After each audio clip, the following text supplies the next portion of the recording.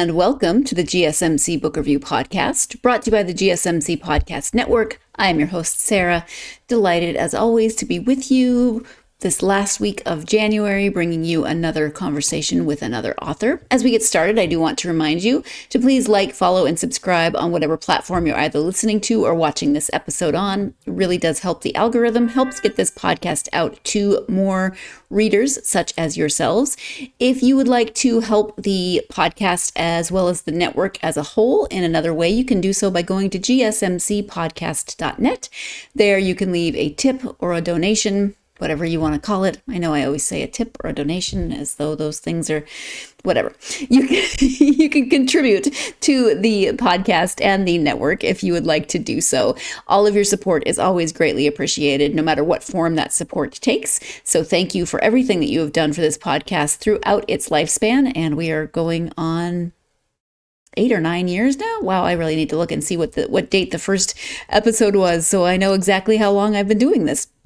But it wouldn't be possible without your support. So thank you as always. And again, that website is gsmcpodcast.net if you want to support the podcast in that way. How was your weekend? I hope that you had, bad weather in the US. So I hope you stayed safe. I hope that you are okay. Maybe you missed the worst of it. Maybe you got just dumped on with snow. I know it's really cold in a lot of places. I've heard just terrible, terrible weather, especially wind chill, like -50 wind chill in Wisconsin, or maybe it's worse than that. I have a friend there who said -56 for her wind chill one day. I do not miss that. So I hope that you were safe and warm and home and your power was on, etc. But if it wasn't, hopefully you are okay. Everything is restored now. And it was kind of a crazy weekend from what it sounds like. Here, we just got a lot of rain, lots and lots of rain, and it is really not cold. In fact, when my friend from Wisconsin sent me that it was -56 wind chill, I think we were at 47 degrees that day. So nothing like 100-degree-ish temperature difference between you and your friends. But we are not, of course, here to talk about weather. We're here to talk about books and talk to one specific author. And today that author is Sandra J. Paul. We are talking about her book, The Girl Without a Voice. This is psychological suspense. Let me give you a description of the book. Born mute, 22-year-old Alice has never known a normal life. Kept from the outside world by her cruel mother and overbearing father, her only friend is her neighbor Hailey, with whom she communicates through sign language.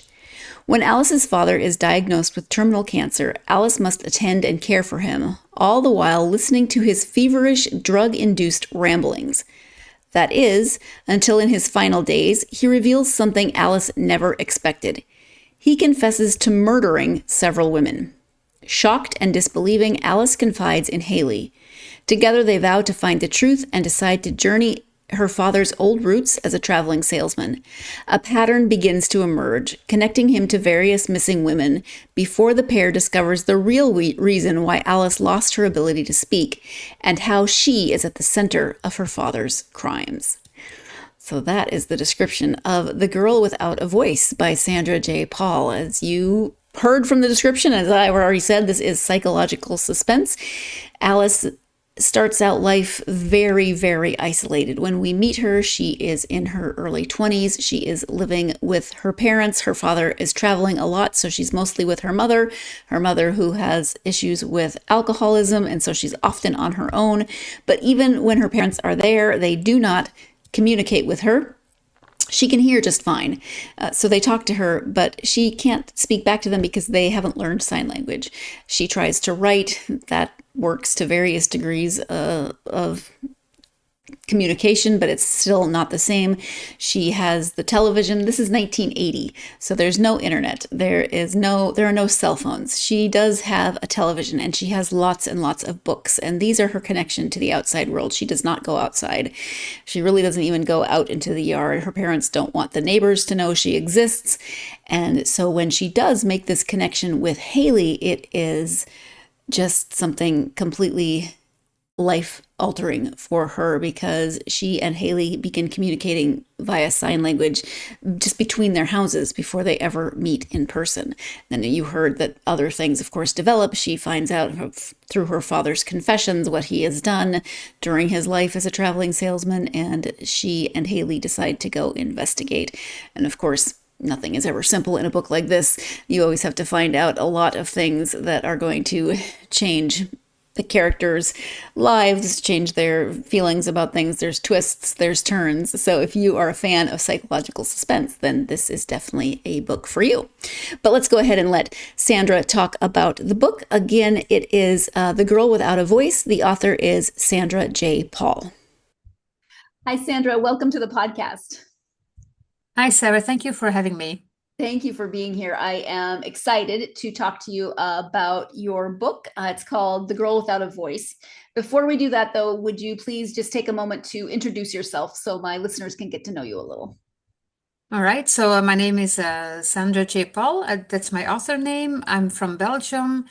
I write in two languages, so I write in Dutch and in English. I have a family with three adult sons, which is really fun. And I have a lot of cats, so I'm a cat person. And it's kind of funny because I write in my writing. I actually write children's books, middle grade. And I'm also known for my psychological thrillers, and I have something very quirky called flip-over novels, which is the reason why a lot of people know me on social media, because my books went viral.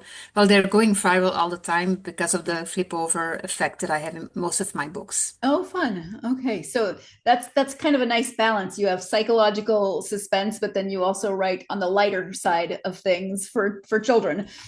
Yeah, perfect. Yeah, it's really weird sometimes because when I do book signings, depending on who's standing in front of my table, it's either for a kid that's like 7 or 8 years old, or it's for adults, and sometimes I have something for everybody.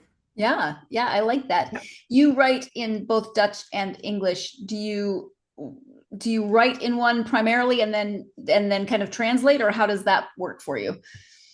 Well, actually, it depends on the genre, but for example, the children's books are always in Dutch, of course, because that's my mother tongue. But when I write psychological thrillers, and if I publish also in English, so if I write in English first and then I do my own translation to Dutch, Okay. that feels much easier than doing it the other way around. Okay. Oh, interesting. I think language is fascinating. So I'm always interested and a little envious of people who are bilingual. Yeah, it's for me, it's like it depends on really the story. But for example, with The Girl Without a Voice, I wrote it originally in English, and I've translated it now because it's going to be published in Belgium and the Netherlands in February. So I also do my own translations, which makes it really interesting because my voice as an author is also in the translation. Yeah. Oh, that would be interesting. Okay. Okay. So can you give an overview of the story of the girl without a voice? Yeah, the main character is a girl called Alice. She's about 24 years old and she's been living her whole life in the 1980s. So the story plays early 1980. She's been living very isolated in a house with her mother as her caretaker, and her father is a traveling salesman. Back in the 80s, it was normal that traveling salesmen they traveled all over the US, and he's often gone for the whole week, comes back on Friday, has his routine, leaves again on Sunday. And she doesn't have a voice. So she's been told by her parents that she has a medical condition and she's unable to speak. So she's not even able to like express a syllable, not even that. But she's perfectly able to hear. So she communicates with her parents through notebooks because they are not interested in learning sign languages, but she does learn ASL, but there's nobody to use it to or to use it for until one day she meets a new neighbor, a young girl named Hailey, who becomes kind of like her friend and who learns ASL to help her. But they never meet physically, so it's like always from a distance. And so that's the life that Alice is leading until one day her father comes home and tells his family that he's very ill. He has stage 4 cancer, will die shortly. He has kept it a secret for them.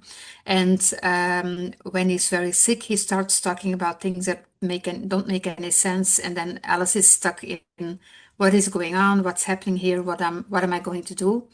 And that basically brings her in a second phase of her life where she needs to decide, do I choose the seclusion of my house and my own safety, or do I go out there and find out what is going on with my life? Yeah.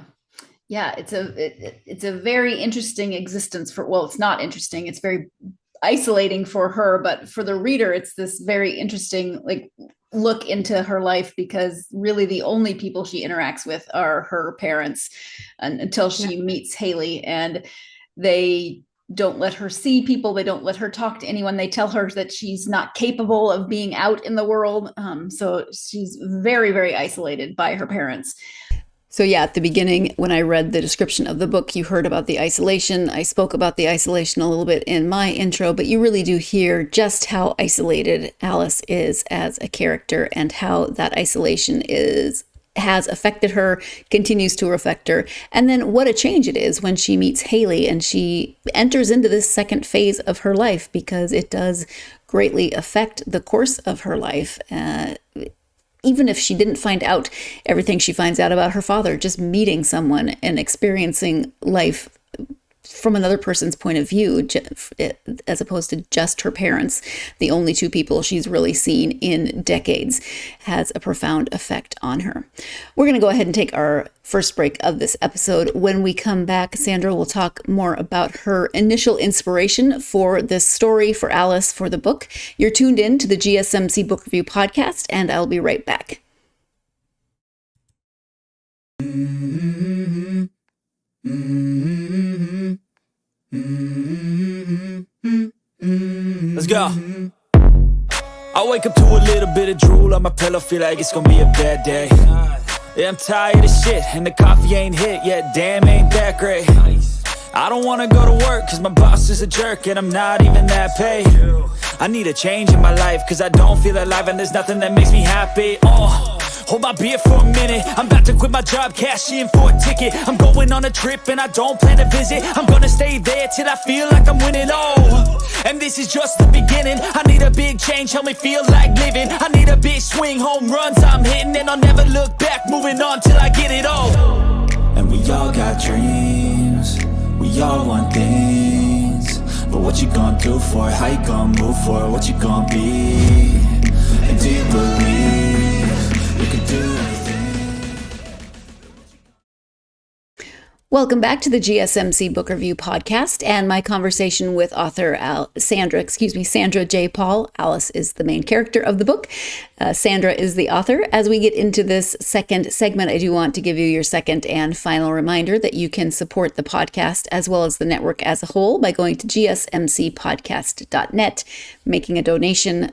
Again, all support is greatly appreciated. This form of support does help the podcast and the network, but all of your support does that as well. So just want to give you that reminder, but also say thank you, as I always do, for whatever form your support takes. But again, that link is gsmcpodcast.net if you do want to support the podcast in this fashion.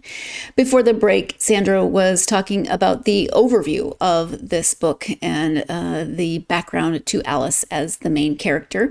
Let's go ahead and return to the conversation with Sandra. What was your initial inspiration for the story? Well, actually, two things. I've always been very intrigued by serial killers. I think a lot of people are intrigued by them. Like, who are they? Why do they do these things? And so on. And so I'm a child of the 80s and 90s. And basically back then, with the whole Ted Bundy situation going on, Jeffrey Dahmer, there were a couple of people like the Green River Killer and people like that. I read a lot of stuff about them, a lot of books. I saw a lot of TV shows about them. And then one of the books that interested me the most, for example, was a book by Anne Rule called The Stranger Beside Me, which was her story about how she met Ted Bundy.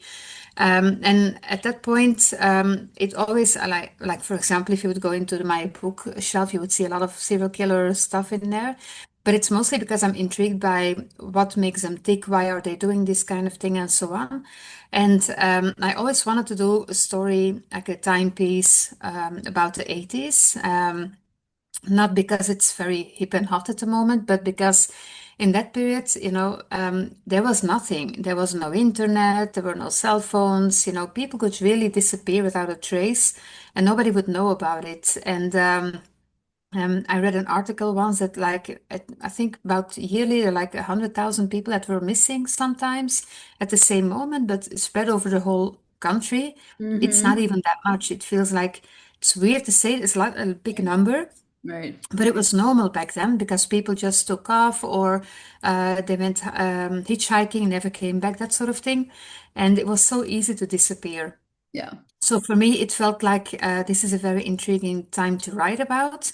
And then, of course, I had in the back of my head, it was a time where there were a lot of serial killers. And one of the reasons for this, according to science and according to, the info that, for example, police services have gathered about it, is that back then there was a lot of, you had all the I roads, the I-95 and all those roads, and it was so easy to travel from east to west and throughout the country for hours or days, and nobody would know where you were. And I felt that this was the perfect way to like really explore how that would work and how people would live in that area. And then the second inspiration for me was I'm also a translator of a couple of true crime novels. Mm. And I wanted to give this book a real true crime feeling, like this could have happened. Like this Yeah. could be a real story with a real person. And they always say that, true life is stranger than fiction. And I've read some books, I've translated some books that I honestly thought, my God, how is this possible?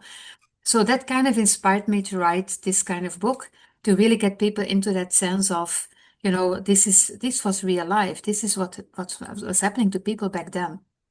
Yeah. So that put together was for me a very atypical, a timepiece, a period piece, but I loved writing it and doing all the research. Yeah, it definitely contributes to that feeling of isolation for her because she has TV, but that's her only window into the outside world, really. And if it were now, she would have potentially access to internet and maybe a cell phone and a lot more possibilities for access.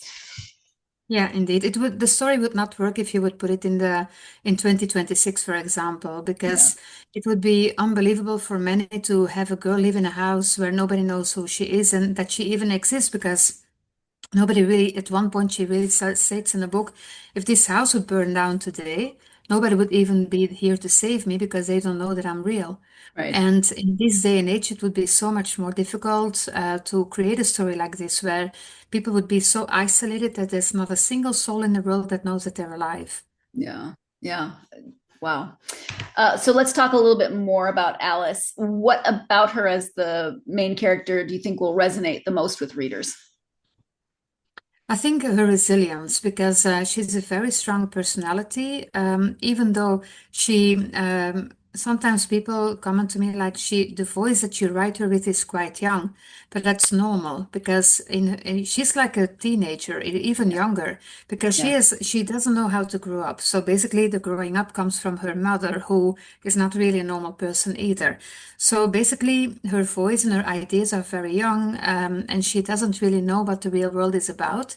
And the things that you see on television is more things like soap series. She's a big fan of soaps. yeah, She loves like those daily shows, that sort of thing. But it's not real life because in real life, like true crime on television is unheard of. Nobody really talks about it. She hears about the word like killers on television shows, on police shows.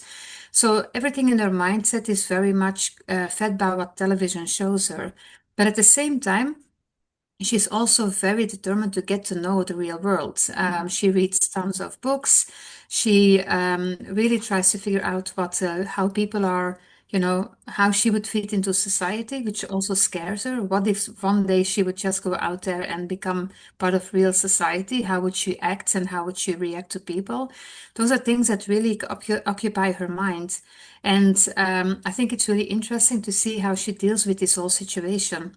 Like she's constantly asking questions, even though part of her accepts her situation, that she's isolated and kind of like kept prisoner by her mother, assuming and accepting that's because her mother tells her you're not fit to function in the real world. At the same time, she's still hoping to have a new life someday and to really be part of society. And the resilience that she shows, also the determination that she has, I think that would really I hope that people would really identify the person that she is, like the strong personality that she has. Yeah. When you started writing, did you have a really strong understanding of her character before you started writing, or did she evolve more as you wrote? I think she evolved more because the basic idea that I had was really, what about if you have a young adult, a young person, she's in their early 20s, who has never been part of the real world. How would that feel? And what would she do? And in the first version of my book, I felt that I think I didn't emphasize enough on her relationship with Hailey, but Hailey becomes her moral compass, becomes her best friend. She means everything to her. And then at one point, I felt myself looking through Hailey's eyes. How would you, if this is your next door neighbor, how would you interact with that person? Yeah. And then at one point, she started revolving a lot more because she's the moment that things start happening, you can really feel the struggle that she's going through with her morality, with her real life, who she is, her identity. And then I think it was the second or the third version of the book that I really started exploring more about her, because in the first version, I didn't really know her that well yet. But in the second and third version, I really felt like we were one, because everything's written from her point of view. Yeah. But it felt to me like, okay, now I know her. Now I know who she is, what makes her tick, what she would say if other people would talk to her, that sort of thing. Right. So it took more time with this character to get to know her. Also because she's mute, so she's unable to speak a single word. So it did take a lot of research into that to see how people who are not able to express themselves in the normal way would act or react when other people would address them or try to speak with them.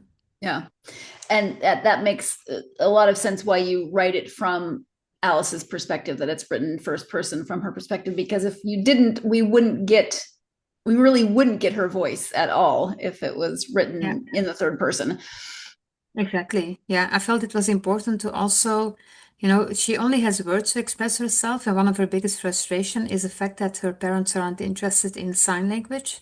Yeah. So her father barely speaks to her. Her mother doesn't really care that she wants to learn ASL.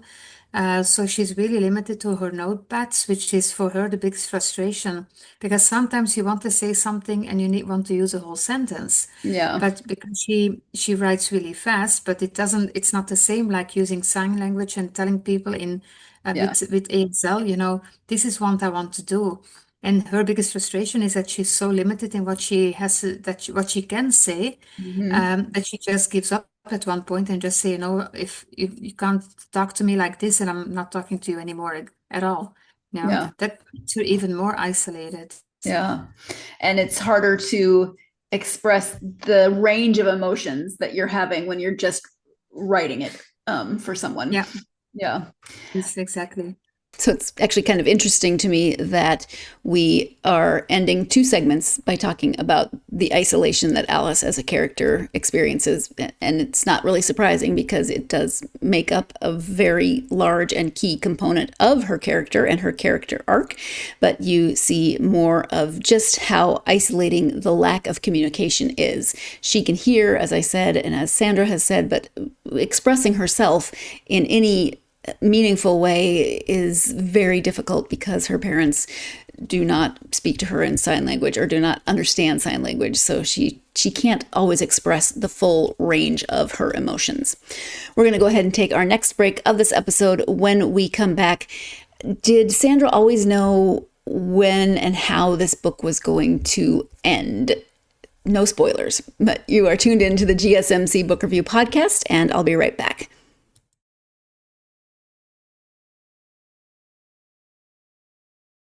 For the best and latest podcasts available anywhere, go to the podcast app on your cell phone and type in GSMC. To access free content rich podcasts on health and wellness, book reviews, sports, entertainment, relationships, social media, movies, technology, finance, and even weird news. Subscribe and download the GSMC Podcast Network's family of shows, available everywhere podcasts are found. Welcome back to the GSMC Book Review Podcast and my conversation with author Sandra J. Paul. We are talking about her psychological suspense, The Girl Without a Voice. Before the break, we were talking about not having a voice, the way she cannot communicate with her parents, how difficult it is for her to have any meaningful communication with her parents, the only people that she sees for the first decades of her life. Let's go ahead and return to the conversation with Sandra. Obviously, with a book like this, we don't want to give spoilers, but did you know how it was going to end, or did that also change as you were writing? I had the first version I had a different ending. There was a certain scene or a certain situation, I cannot spoil it, that didn't really feel right yet. And then when I rewrote the story, I changed that certain setting and what the outcome was, and it felt like, okay, now it feels complete. But I had the ending in my head. The very last scene was in my head from the moment I started writing the book. Okay. And this is where it's really hard for me when I'm interviewing people, because I want to ask about that last scene, but I can't because it gives too much away. We can do it offline, but that's not okay. Exactly. Yeah. Okay. Yes. But yeah, but I did feel like it's a very complex book, and I wanted the reader to feel in the end like close the book and then go like, oh, like I'm not the person for, and maybe that's a little spoiler, not really spoiler. I don't want to have books that are tied up in the end where people just say like, okay, now I'm gonna have a cup of tea and that's it. Yeah. I want them to finish the last page and then go like, wow, damn. Yeah. Because if you're just going to go have a cup of tea, then there's a lot of closure. This one really, I feel like people will think a lot more after the last page. They're still going to be thinking about everything and like, okay, so now what?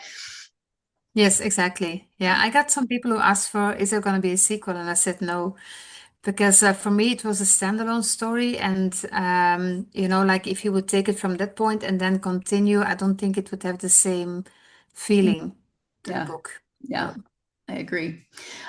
Even though I love very thorough epilogues, I don't feel like that other story maybe it wouldn't have the same impact.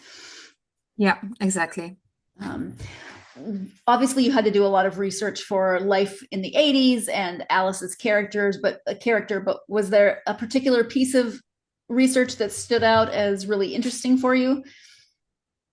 I think mostly the American Sign Language, of course. ASL is not that easy to learn. I mean, there are different ways of learning it, but back in the 80s, you only had books. So you basically had a book where all the gestures were described in the book with what the meaning of it is and so on. Now these days, if you want to learn ASL, you can go to and back then you could also do courses, but of course you couldn't do that. Right. But now you have like tutorials, you have YouTube, you have people on television doing ASL or sign language in general. The UK is always really interesting because sometimes it's really funny in the UK when people do sign language on television. There are people who actually do it in a funny and interesting way, and then it becomes really, really cool to watch. But it's also so important because most people who use ASL, of course, can't hear either. So for them, it is their only way of communication with the outside world. So I think it's so important. But that was very interesting. Also, how I was gonna get Hailey and Alice to contact each other, how they were gonna connect. And then, of course, there's a whole part. I spent many hours going on using whatever maps I could find on the 80s in the US with all the highways and how long would it take to go from this point to that point? What if you have a 1980s vehicle? So it's not like different cars, different, it was very interesting to do all of that research as well. Yeah. So it felt interesting to do. Yeah. So, as someone who was writing a book set in the US, but living in Belgium, why Kansas? I felt it was kind of like a good middle point. And I also have a little reference, Alice is named after Alice in Wonderland. I think Alice in Wonderland was actually mentioned in a book once as one of her favorite characters, so she was named after the book and so on. And then Kansas reminded me a little bit of The Wizard of Oz, and I felt like, what state would I use? And I thought Kansas would be nice because it's kind of like in the middle, and it's like kind of like there's a lot of isolated places there. So I really thought about.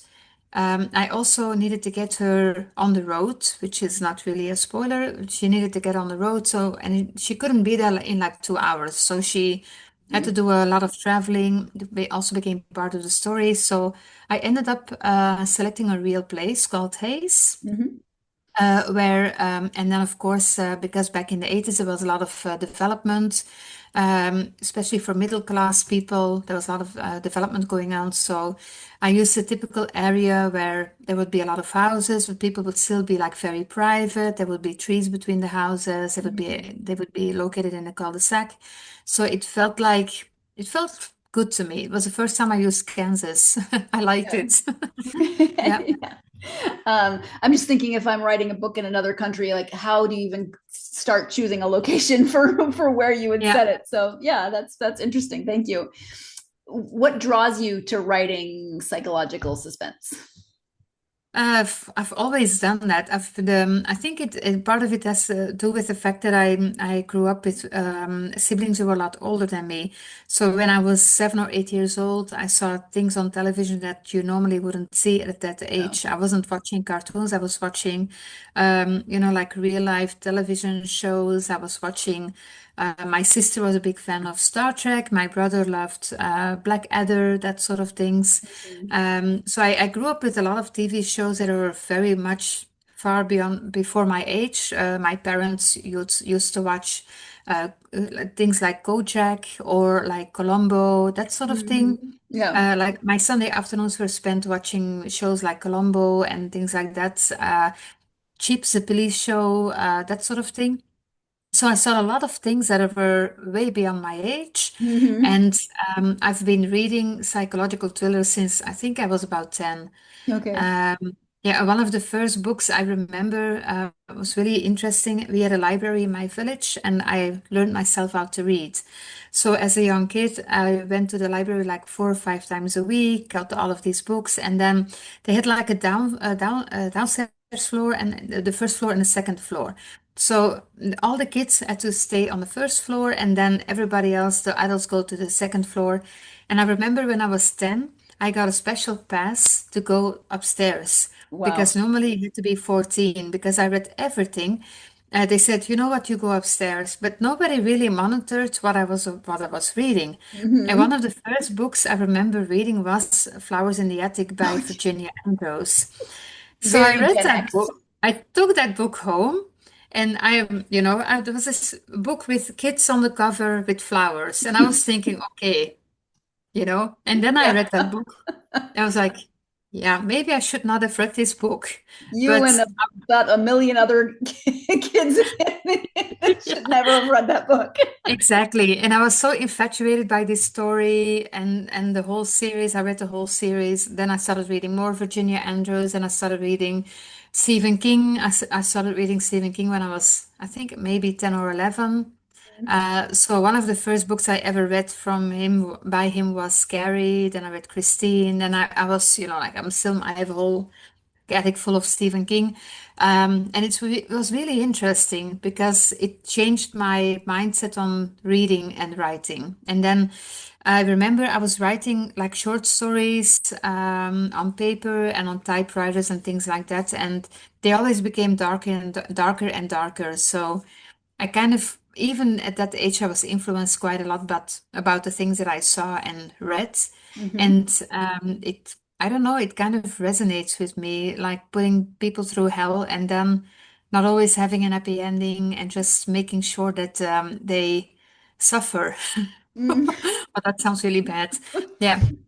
Yeah, My characters, my adult characters suffer a lot. yeah. Let's see. One thing that Sandra said that struck me was that she said all of my adult characters suffer, and she's not the first author to talk about everything that they, as the author, put their characters through. This is fairly common, especially for authors who write psychological suspense, thrillers, horror, etc. And it's always interesting to me to hear authors talk about what they put their characters through, maybe why they put their characters through those things. We are going to take our next break of this episode. When we come back, we'll be talking about why she writes children's books and middle grade books. You're tuned in to the GSMC Book Review Podcast, and I will be right back.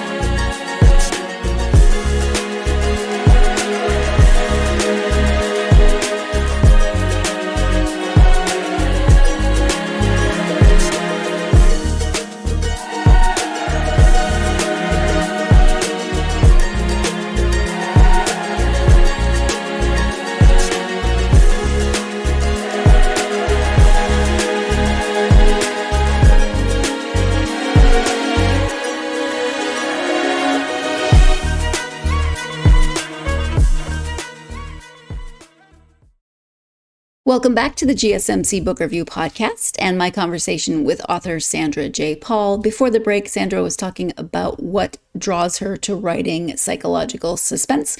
We're going to keep talking about what draws her to writing, but in different genres. So let's go ahead and return to the conversation with Sandra. So maybe the flip side of that question would be better. What draws you to writing children's books or middle grade books? Yeah, well, that's actually quite interesting because that was a fluke, really. I had a son who was 11. So I was published as an author, and my son was 11. And he said in one summer holiday, he said to me, when can I when can I read a book that you wrote? Okay. And I said to him, listen, why don't we come up with a story together and I'll write a book for you. And I wrote a book with him in, I think, maybe like 3 weeks, where every night I would write a chapter, he would read it, and then I would continue. So I wrote a chapter every evening. And it was called The Dark School. It was actually a dark magic kind of thriller, Harry Potter meets Stephen King kind of thing, but without the wizards. And it was really dark. So my middle grades are also very dark novels. They always play in the same village. It's a village called Crow Village. And basically, it's kind of like a hotspot for dark magic. So every story that I write plays in that village, but it also has a very different theme. Like sometimes this is about witches, sometimes it's really about people who are going through hell, that sort of thing. And it's now been, I think, it's one of my biggest bestsellers, actually. I think it's now 7 years. It's our 7th year that the book came out. And it's really in my country. It's part of school programs. People ask about it all the time, still about that one book. So it's really interesting. And then the children's books are basically about a small black cat who understands people. And she's named after Hailey, the black cat, who is also the mascot of our publishing house. Okay. Yeah, because my readers asked at one point, so you have a publishing house with a black cat. So when are you going to write something about a black cat? Okay. And so I let them choose, do you want to have a thriller or do you want to have a kids book? And they all said, if you want to have a kids book. So that kind of got out of hand as well. Yeah, but an interesting challenge. Yes. Yeah. So I have 14 novels now in that series, and they're very small novels, but I love writing about her. She's like a very mischievous little black cat, and the series has been translated into to 7 languages by now, so it's really interesting. Yeah, Yeah, wonderful. yeah. Did you always want to write growing up, or did you decide later in life that that's what you wanted to do? How did that work for you? Oh, I started writing since I was like a toddler. I think maybe 6, 7 years old. I wrote my first very small stories, and then I wrote a lot of stuff. I've written fan fiction for a lot of years. Back when I thought I'm not going to be publishing because I'm not good enough, I just wrote fan fiction, just doing whatever. I wrote fan fiction about the X-Files, which is a series that I really loved. Mm-hmm. And then at one point, real life came, my family, I had a business, and then, just the writing went on the back burner. And then about 11 years ago, actually 12 years ago this year, my father passed away. And that kind of like had me think about what I want to do with my the rest of my life. What do I want to do? What do I want to accomplish? And then the writing came back, and my partner said, "Listen, you've kept on postponing writing for yourself. Maybe now it's time to do something about it." So I wrote my first book, and my real first real book in, I think it was 2013, 2014, something like that. And then I just sent it out to publishers, publishing houses, and it got picked up. And then it just started from there. Yeah. Yeah, so 40 or so books in that amount of time. You've definitely made up for lost time. But a lot of them are children's books. So Right. it's like a children's book is really let's say in terms of bigger books, I try to write 2 books a year, but it really depends on the timing because um, to be honest with the whole, I went viral in 2024 for the first time, then 2025 it just exploded, and then now 2026 is still going on, and it does take up a lot of time, which is nice because I'm really honored about it. But Mm-hmm. it also it means a lot, like I'm doing a lot more signings, I'm doing a lot more like a book. I have to ship a lot of books, I have to sign a lot of books. I go out, do a lot of event signing sessions from last year in September. I think it was the second week of September until the last week of December. I had not a single day off in the weekends. So I worked 7 days a week for 4 to 5 months. Wow. And I can tell you that's really, really hard Mm-hmm. at one point, but on the other point, it's also like it's an honor that you're able to do that. Yeah. But I have to combine everything with my family. I'm also a full-time consultant. I'm a coach in real life. I have my own publishing house. I have 30 authors in my publishing house, and then I'm an author. So it's really complicated my life. But it Yes. does mean that I'm writing less now than I used to do, which is not that bad, but it still feels for me like I have to really pick my months where I can write, and then I Yeah. have the months where I simply say, I don't even have to think about it. It's Yeah. impossible to start writing now because it's so busy. Right. Yeah. It's amazing you have time to sleep.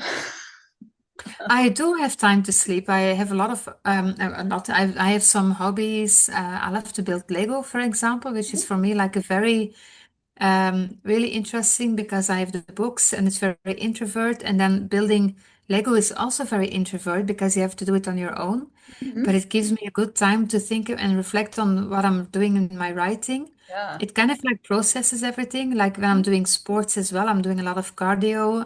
When I'm doing cardio, I'm constantly like in my zone, thinking about books, about what I'm gonna write and things like that. Mhm. So my characters usually start developing while I'm doing cardio. Yeah. Yeah. I mean, it gives your brain a different way of processing. So that's Yes, good. yes, Yeah. yes, for sure. Yeah. What advice would you give to someone who wants to write? I think the advice I would give is I think my number one piece of advice is always don't write because you think you're going to be rich and famous. And don't write thinking about how am I going to find a publisher? You have to write because you want to write, you have because you love it, and you write the story that you want to tell. Don't write anything that you think what other people might want to read.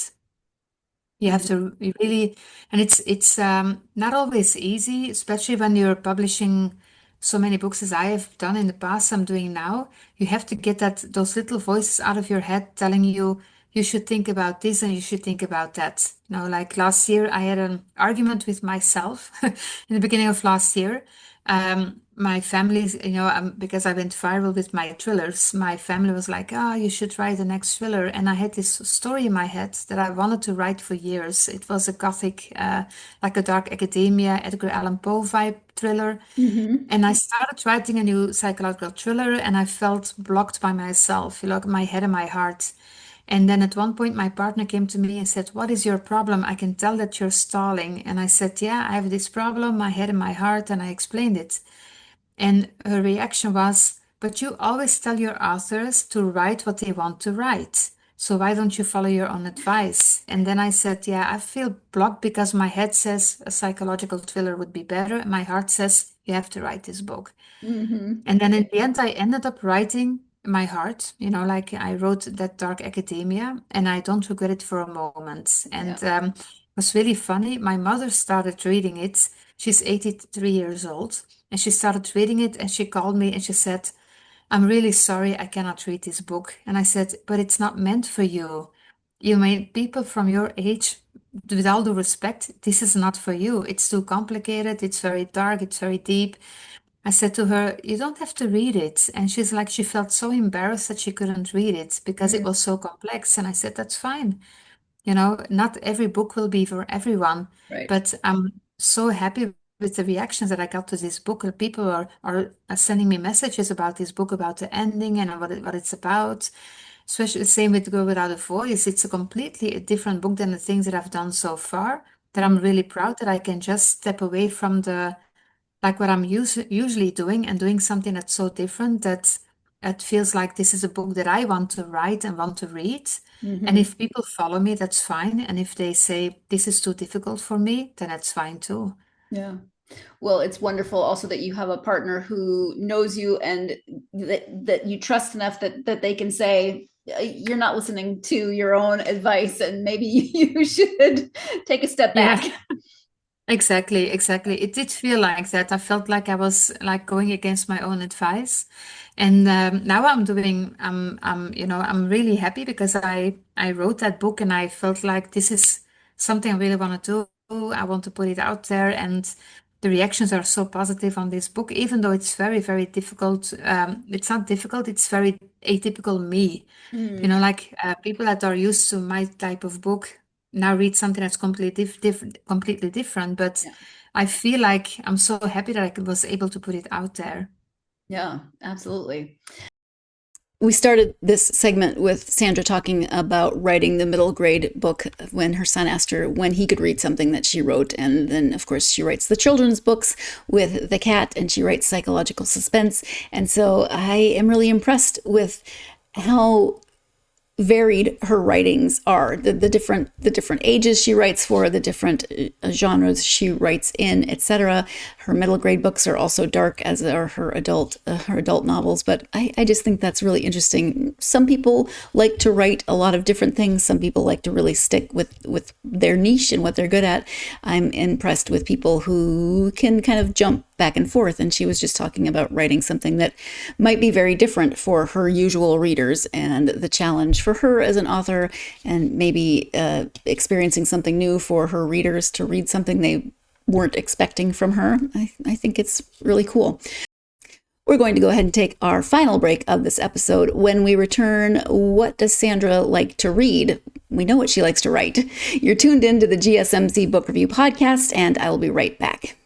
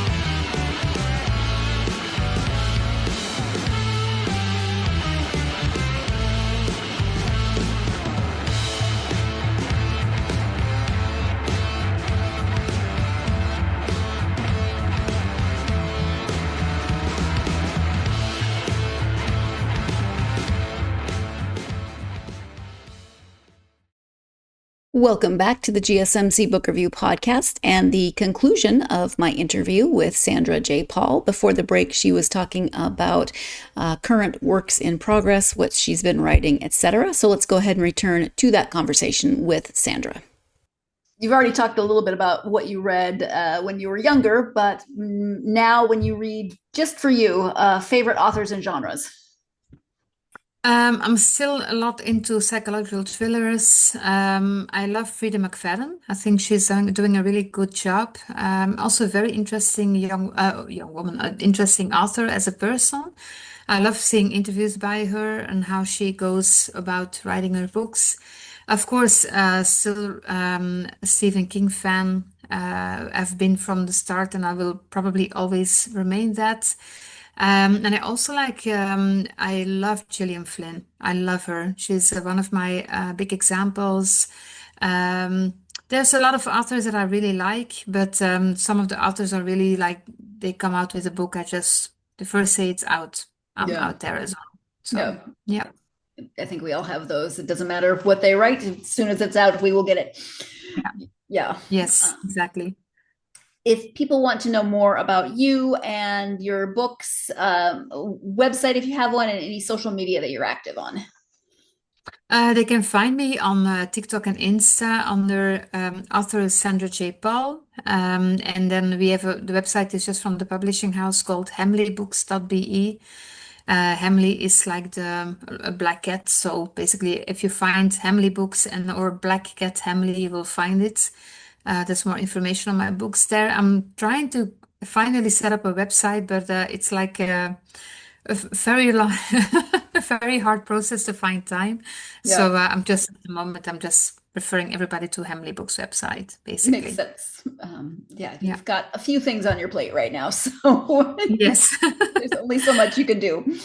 Yes.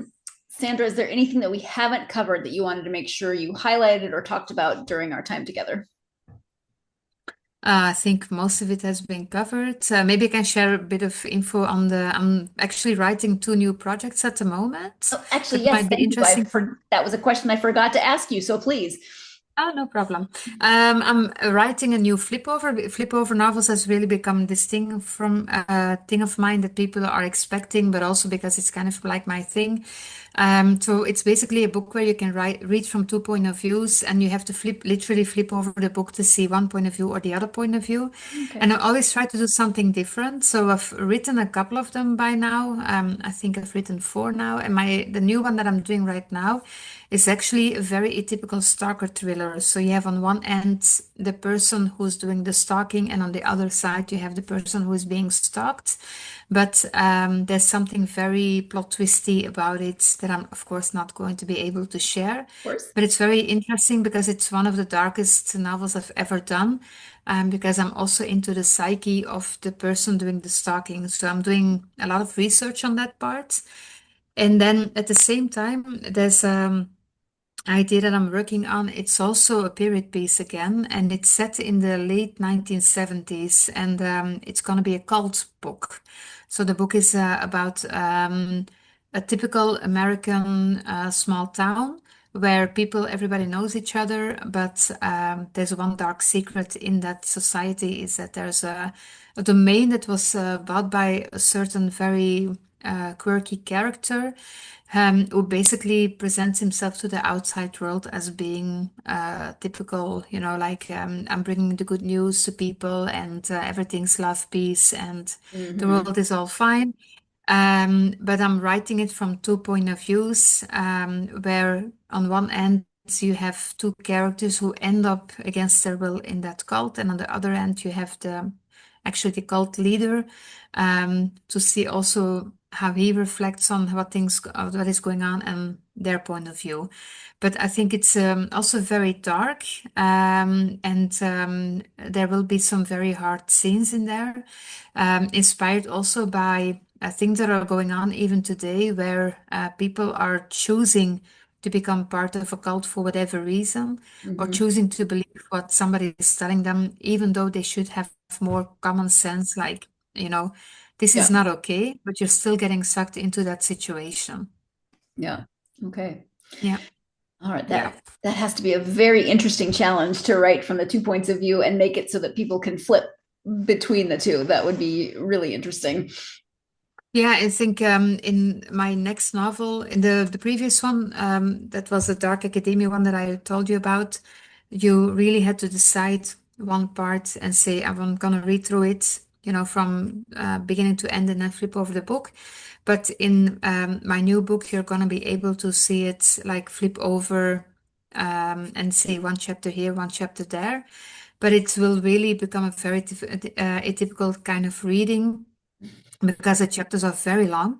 I'm talking about chapters that are maybe up to 20 to 30 pages, where you Wow. really get inside that head of that person. And you have several options in the book where you can flip, but it will really influence your point of view and your way of reading the storyline. Okay. Interesting. Thank you. I'm glad you brought that up. I appreciate that. And I appreciate you taking time today to talk to me about a lot of your books and writing. Thank you so much. Thank you, and thank you for inviting me. Thank you again to Sandra for joining me to talk about writing, to talk about this current book, The Girl Without a Voice. If you are a fan of psychological suspense, then you're definitely going to want to check this one out, especially because this is a main character, unlike maybe one that you've read before. You get a very different look at this main character and her experiences because she is not able to communicate as effectively as she could, partly because she does not speak, but also partly because of the setting of the book, which is in 1980, which even further limits her ability to communicate and how she is able to do so. So she is, that definitely adds a different dimension to her character and her character arc. So if you are a fan, like I said, of psychological suspense or of maybe a different main character than you've read before, but also then you've got the twist of finding out about her father and what she learns about herself and her own life through the investigation into what her father did. We learn more about Hailey, who is the friend that she meets and who really becomes her connection to the outside world, but then also helps her as she starts going through the major shift and changes in her life. There's lots of good reasons to check out this book. So if you are interested, definitely look into this. But also you've got other psychological suspense from Sandra and middle grade books and children's books. So you've got a lot of different options. Plus her flipped novels. Flip over? What did she say? Flip over? I apologize that my brain just lost that word, but those seem really interesting to me, and I've never read something like that. Maybe you have. I might have to give one of those a shot just to see what they're like. The closest thing I can think of for me personally, like my brain immediately went to choose your own adventure books. It's not quite like that, but that's where my brain went. I always died in those. Even if they weren't books where you were supposed to die, I somehow managed to choose the really bad option. But I do want to check out that because it does sound like something really different and interesting. So maybe that's something you want to check out as well. So thank you to Sandra for joining me. Thank you, of course, for joining me for this episode, and I hope you will join me for the next interview. We've had a wide array of authors and topics and different genres lately, which I am very much enjoying, and next interview is no exception. I'll be speaking with Dr. Wendy Johnson about her book, Kinship Medicine, Cultivating Interdependence to Heal the Earth and Ourselves.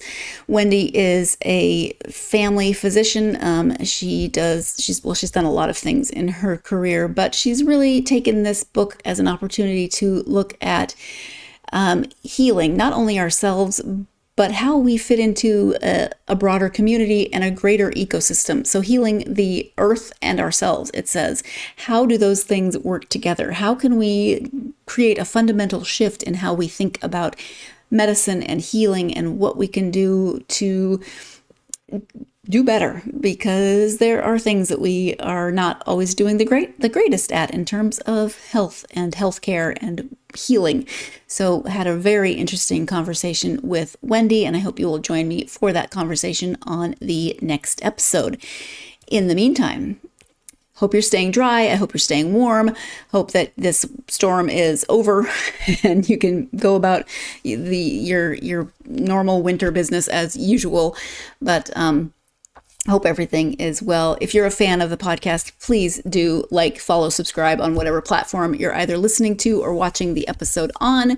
Really does help the algorithm, gets the podcast out to more readers such as yourselves, and that is really, really appreciated.